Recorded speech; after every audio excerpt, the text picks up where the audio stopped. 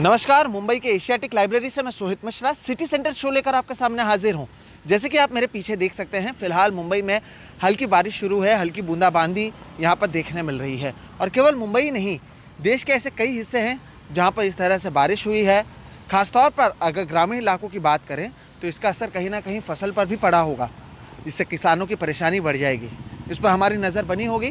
बहरहाल, बुलेटिन की शुरुआत करते हैं महाराष्ट्र के खबर के साथ, क्योंकि पिछले 48 घंटों के भीतर ही महाराष्ट्र के 4 मंत्री कोरोना संक्रमित पाए गए हैं।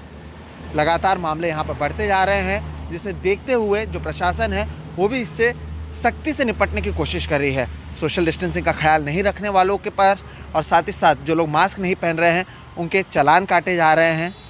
कहीं ना कहीं आप ये भी कह सकते हैं कि जो कलेक्टर्स हैं उन्हें ताकत दी गई है कि वो अपने अपने इलाकों में कोविड के जो मामले हैं उसे कम करने के लिए कदम उठाएं।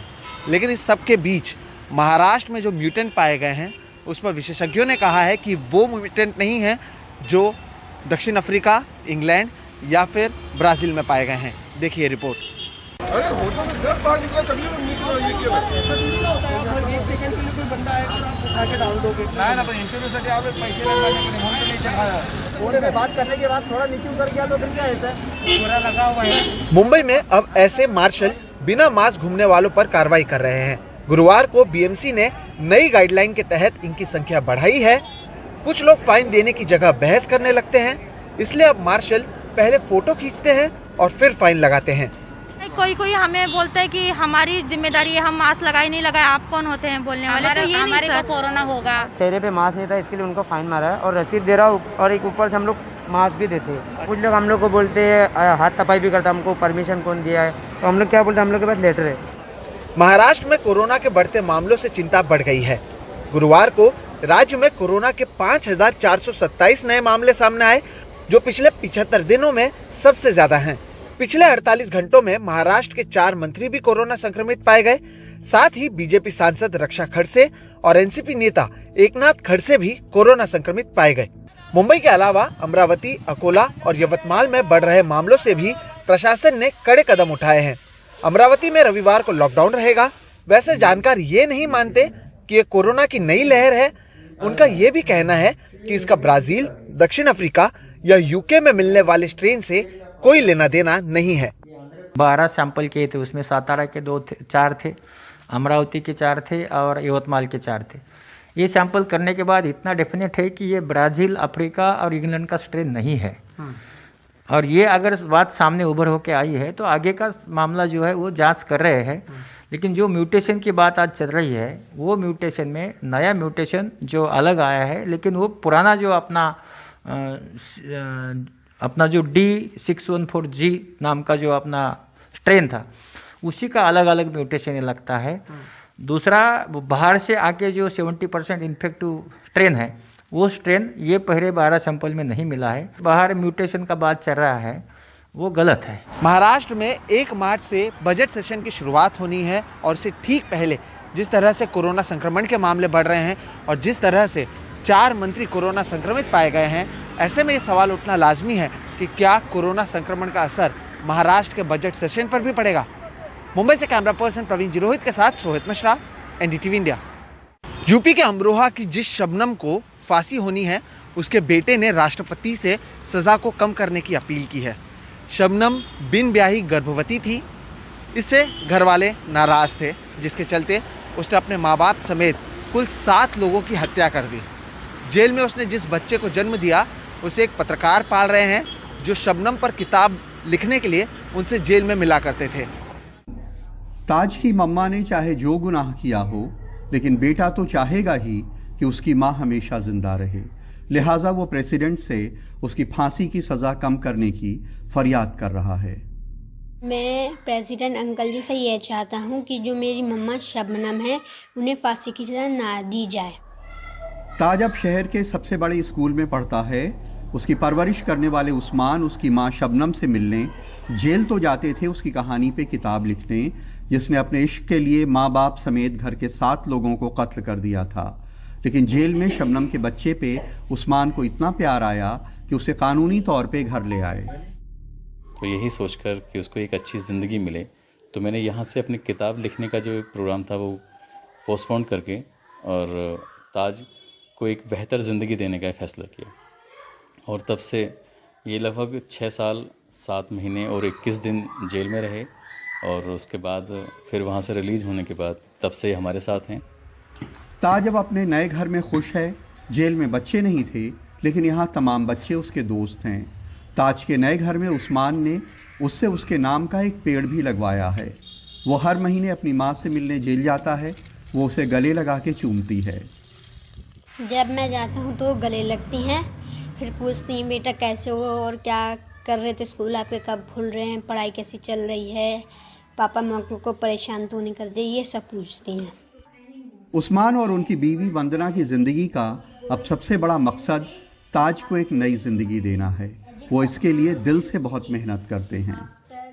एक बाप और बेटे का ही रिश्ता है और उससे बढ़कर है, क्योंकि मुझे बहुत सारी उम्मीदें हैं अपने इस बच्चे से, और हमारी कोशिश है कि हम इन्हें एक बेहतर एजुकेशन दें, एक अच्छा इंसान बनें, ताकि समाज को एक मैसेज जाए कि हाँ, उनकी माँ ने जो अपराध किया है, बच्चा अपराधी नहीं। माँ गुनाहगार हो या बेगुनाह, बच्चों के लिए तो माँ हमेशा माँ ही होती है। रूसी जबान का बच्चों का एक कोरस है कि पुस्त सिगदा बूदित सोनसे, पुस्त सिगदा बूदित नेबा, पुस्त सिगदा बूदित मामा, पुस्त सिगदा बूदू यानी काश की सूरज हमेशा बना रहे, काश की सृष्टि हमेशा कायम रहे, काश की माँ हमेशा जिंदा रहे, और काश की मैं हमेशा जिंदा रहूं। बच्चे खुद हमेशा जिंदा रहने की दुआ इसलिए करते हैं कि अगर वो जिंदा नहीं रहेंगे तो माँ के होने की खुशी कैसे महसूस करेंगे। बुलंदशहर में मनीष शर्मा और लखनऊ में कैमरामैन राजेश गुप्ता के साथ कमाल खान, NDTV इंडिया। सुशांत सिंह राजपूत मामले से एक्शन में आई एनसीबी ने अब एक अंतर्राष्ट्रीय ड्रग तस्करी का खुलासा किया है। दरअसल मुंबई एयरपोर्ट से एनसीबी के अधिकारियों ने एक महिला को हेरोइन के साथ गिरफ्तार किया था, और इस महिला ने अंतर्राष्ट्रीय जो नए रूट बने हैं उसके बारे में एनसीबी को जानकारी दी है। इस महिला के पास से करीब 3 किलो हेरोइन बरामद किया गया है, जबकि इससे पहले केवल कुछ ग्राम में ही हेरोइन बरामद की जाती थी। 18 फरवरी की सुबह मुंबई एयरपोर्ट से पकड़ी गई इस विदेशी महिला के पास से तकरीबन 3 किलोग्राम हेरोइन बरामद हुई है, जिसे इसने अपने ट्रॉली बैग में छिपा कर रखा था।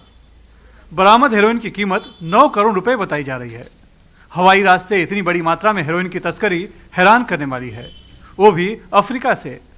जनरली ये काफ़ी अलग अलग इनके रूट हैं, जैसा कि मिडिल ईस्ट से भी शिप द्वारा भी आती है। हाल ही में भी कुछ केसेस की गए हैं अलग अलग एजेंसी से, तो शिप द्वारा भी आते हैं, प्लेन द्वारा भी आते हैं, लैंड बॉर्डर से भी ये हेरोइन की इंटरसेप्शंस हो रही हैं। वाया एयर और ये रूट से जनरली नहीं आता, तो एक नया मोडस ऑपरेंडी हमने नोटिस किया ये चीज़ को। एनसीबी के मुताबिक गिरफ्तार महिला अफ्रीका की रहने वाली है। उसे 2 बच्चे हैं, पति ने छोड़ दिया है, इसलिए पूरे घर की आर्थिक जिम्मेदारी इसी पर है। आसानी से पैसा कमाने के लालच में ये तस्करों के जाल में फंस गई। एनसीबी का दावा है कि हाल के दिनों में मुंबई से जुड़े कई ड्रग्स मॉड्यूल पकड़े जाने के बाद पाकिस्तानी और अफगानिस्तानी ड्रग्स तस्करों ने नया रूट और नया तरीका अपनाया है। जो मोडस ऑपरेंडी है सिंगल लेडी महिलाओं का यूज़ करना, जिन्हें पैसे की या फिर जो सिंगल लेडी मदर होती है, बच्चे होते हैं, तो उनको यूज़ किया जाता है म्यूल बनने के लिए। अक्सर देखा जाता है कि विदेशी यात्री ड्रग्स के साथ एयरपोर्ट पर पकड़े तो जाते हैं, लेकिन जांच आगे नहीं बढ़ पाती। मसलन ये नहीं पता चल पाता कि उन्हें किसने भेजा था और ड्रग्स किसे देनी थी। आखिर ऐसा क्यों? जांच एजेंसियों की माने तो जो ड्रग्स तस्कर होते हैं वो अपने और कैरियर के बीच में 5 से 7 लेयर बना के रखते हैं। कैरियर को सिर्फ ये पता होता है कि मुंबई लेकर जाना है, वहाँ किसे देना है उसे पता नहीं होता है। जब वो एयरपोर्ट से बाहर निकल जाता है तब उसे फ़ोन पर बताया जाता है, और अगर वो पकड़ लिया जाता है तो उसे संपर्क तोड़ दिया जाता है। ड्रग तस्कर ऐसे कैरियर को मोबाइल फ़ोन भी बिल्कुल नया देते हैं, ताकि उससे CDR और चैट हिस्ट्री न निकाली जा सके। यानी जो जांच है वो वहीं ठप होकर रह जाती है। नतीजा पता ही नहीं चल पाता है कि उस कैरियर को आखिर भेजा किसने था और उसे ड्रग्स देना किसे था। मुंबई से कैमरामैन अशोक महाडिक के साथ सुनील सिंह, NDTV इंडिया के लिए। सिटी सेंटर में फिलहाल वक्त है एक ब्रेक का। ब्रेक के बाद देखिए ध्रुवास्त्र का सफल परीक्षण।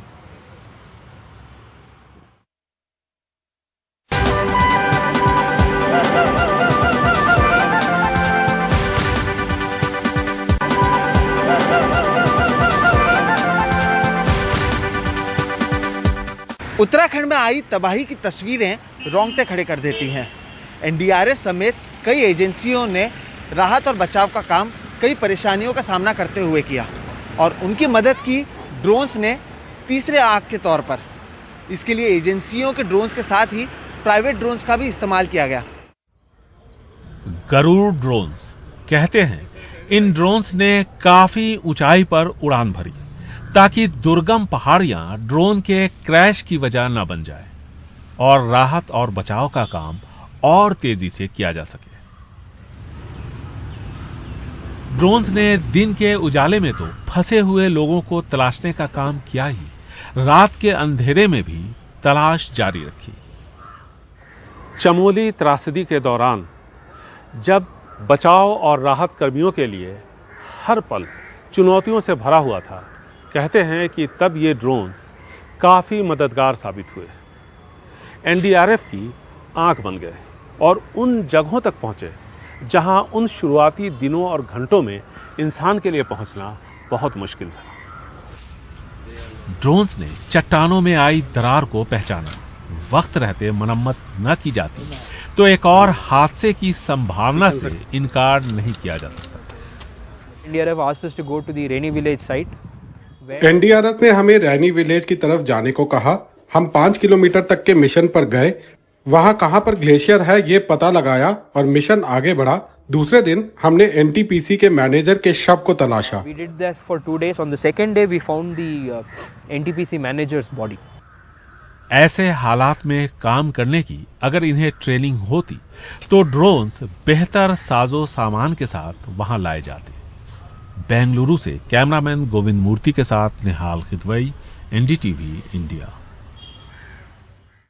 Made in India anti tank guided missile Dhruvastra का आज सफल परीक्षण किया गया। हेलीकॉप्टर से लॉन्च किए गए इस मिसाइल ने एकदम सटीक प्रहार कर अपने लक्ष्य को नष्ट कर दिया। यह मिसाइल दुश्मन के टैंक उड़ाने में सबसे कारगर मानी जाती है। इस मिसाइल की रेंज 4 से 8 किलोमीटर की है। थल सेना में इसे हेलिना कहा जाता है और वायुसेना में ध्रुवास्त्र। तो वहीं सिटी सेंटर में आज फिलहाल इतना ही। आप मुझे, मेरे वीडियो जर्नलिस्ट प्रवीण जी रोहित और हमारी पूरी टीम को दीजिए इजाजत। देश और दुनिया की बाकी खबरों के लिए आप देखते रहिए एनडीटीवी इंडिया। नमस्कार।